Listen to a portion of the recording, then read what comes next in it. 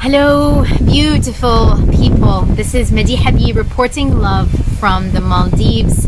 It's around sunset time. The sky is so beautiful, and I wanted to use this beautiful energy to share with you some insights about relationships today, because many of you have been messaging me about how does the sacred feminine show up in relationships, and how do conscious relationships work in general. And there was one very specific secret and hack and important element that will change the way you show up in your relationship and will get your guy to give you whatever you want. Are you ready for it? I hope you are. And stay till the end, because if you stay till the end, I'm going to be sharing some snippets from me and Dihab's honeymoon here in the Maldives, which I hope you will enjoy. And if you haven't already subscribed to my channel, please do so right now, so that you can watch my videos for Wicked Woman weekly. So what I'm going to share with you today might surprise you with its simplicity, but it's something I've learned, and I probably learned the hard way, about the nature of the feminine and the nature of the masculine. And this is something that when we start to apply in our relationships, we really start to understand and continue the journey of truly understanding the masculine and the feminine and creating more harmony, not just within us in our relationships, but in the world, because there is so much tension and conflict between the feminine and the masculine, especially in our part of the world, in our world. So this is really important information as we start to create communication and dialogue between the feminine and the masculine.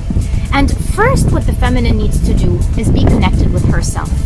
Because the ingredient I wanted to share with you today, it's the importance of communication. For most of us, we just assume our partners, our lovers, our husbands, our boyfriends, they need to know what's happening with us. They need to know what we want. They need to know how to please and cater to our every desire. And the truth is, we're different species. What we desire, men do not desire, and what they desire, we do not desire. So in order for your partner to truly be able to satisfy you, he needs to know what you deeply desire. And for him to know what you deeply desire, you need to know what you deeply desire. And it's not just, oh, get me jewelry or something superficial like that, but for you to be so aligned with what's behind your desires that when you express them, they come from a really healthy place, not from a needy place. And that they also come from a place of balance. That I'm not a kind of woman or an awakened woman who just expects and takes and takes and takes and drinks up her man until he's empty. No. That I'm always finding the rhythm of how much to take in and how much I'm giving. And if anything, there is so much love pouring out of me that no matter what I ask for or desire, then that's always almost too little compared to what I'm giving. And this is really important, because many women, there's a sense of entitlement. Like, my husband, he should please me and he should get me all the stuff, and particularly nowadays where people meet from different backgrounds, different religions, different countries, that our ways of dealing are different. And so the communication and the expression of who you are and what you desire is so important. So for example, here on my honeymoon, we've been here for around 10 days, and there's already so much to do on the island, from swimming and snorkeling and free ice cream. Oh my god, gourmet 24 flavors, amazing ice cream. So there's a lot to keep ourselves busy with. But as we went through the week, I noticed that a lot of the honeymooners were preparing little things for the evening, night, and left. And I was saying to Ihab, it would be nice if we did a little surprise. Didn't catch it. Mentioned it again. Ihab, it would be nice if we did something a little, different.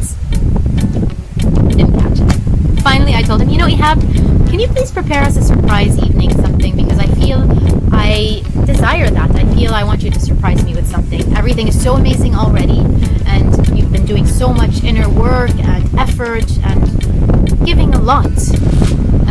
And there's just this one thing that I desire that was not fully met. And so when I asked for it, he prepared this evening with a movie under the stars and flowers and a whole setup, and then we watched a movie called Blue Lagoon from the 1980, and my desire was met.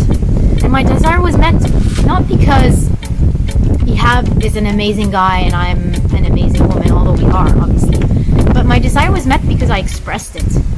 I could have felt resentment and been like, everybody here is preparing surprises and he's not, and he's a terrible husband, and blah blah blah blah blah, and gone into that loop in my head, which is probably what most women do. They just expect the man to do it, and he's living in a different world where he's giving in his own way all the time. He's inviting me to $800 massages, and that's a lot to give. And at the same time, the thing I wanted, like a little surprise, a little romance, was not in his field, so I had to bring it in, and by expressing it very gently. And in the same way, as we start to understand our needs and communicate them, men also have their own journey to go to, which is, for them, their needs are very different from our own. So one of the strongest man needs I am discovering, it's to be honored and appreciated. A man does not want gifts or romantic night or whatever we women think they want. A man wants to be honored in his masculine, his sacred masculine. And that's not something we learned or witnessed in our reality. What does that really mean, like on a deep soul level? Not in a way of gender stereotypes or, gender roles, but in a way of really seeing the beauty and the strength and the dignity in a man and giving space for that honoring. And as you go deeper into understanding yourself as a woman and expressing your truth as a woman and expressing that bridge between you and the masculine, so much more harmony, so much more peace, so much more beauty will unravel. And as you learn to surrender to your feminine and your man really steps into his strength in the masculine, then that polarity creates a magic. It creates a power, it creates a magnifying power that you can manifest anything with, and that you can show up as the best version of yourself in the world with, celebrating the feminine and celebrating the masculine. And so today I only talked about a few very simple things in this journey. If you're interested to learn more, go deeper into your own expression of the feminine and go into exploring what it is your man wants, whether he's your boyfriend or your husband or your lover. Because each person desires different things, and at the key of discovering what's really happening there, it's communication from a heart-based place. That I can know what my needs are and I can express them, not from a place of guilt and shaming. You didn't do that, you're terrible. No, from a place of, I really feel I would like to be surprised, and it would be so beautiful if you could prepare something. The man hears that, he's on a mission. He's going to prepare the best thing you ever had. And meanwhile, I'm just pouring love. I'm not resentful, I'm not closing my heart.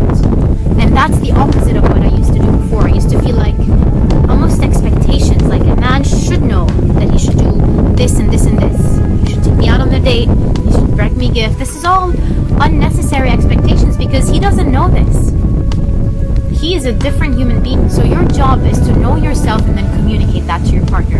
And from that place, you can both journey more deeply into the sacred feminine and the sacred masculine. I hope this video helped you. If it did, click subscribe below. And as promised, I'm going to share a few snippets from our honeymoon here in the Maldives. It's been so amazing. And I'm watching the sunset now. Ihab was hanging in a hammock in our beautiful, elegant dinner clothes, and he just fell into the water. He can be really clumsy sometimes. It's terribly cute and terribly adorable. It's like the inner child part of a very powerful man. Anyways, I send you all my love, and I'll see you again next week for another version of the Awakening. Remember why you came here.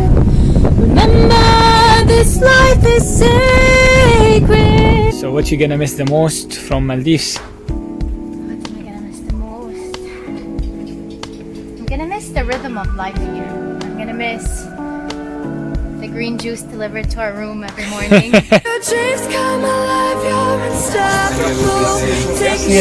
Living in heaven.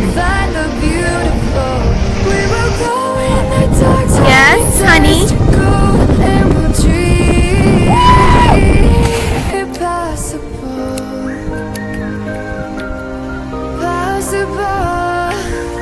Hello.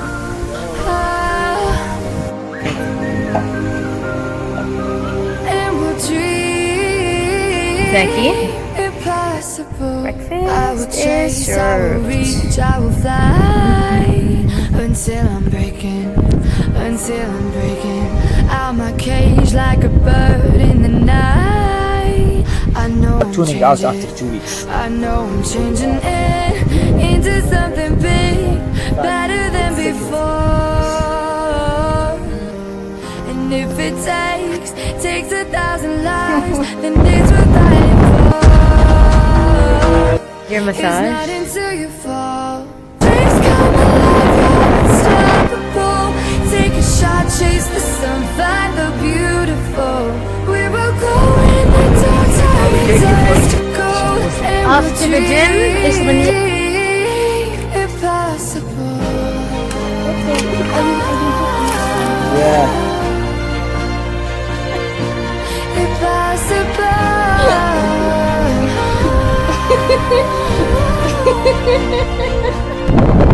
From the bottom to the top, we're sparking wild fast, never quit and never stop.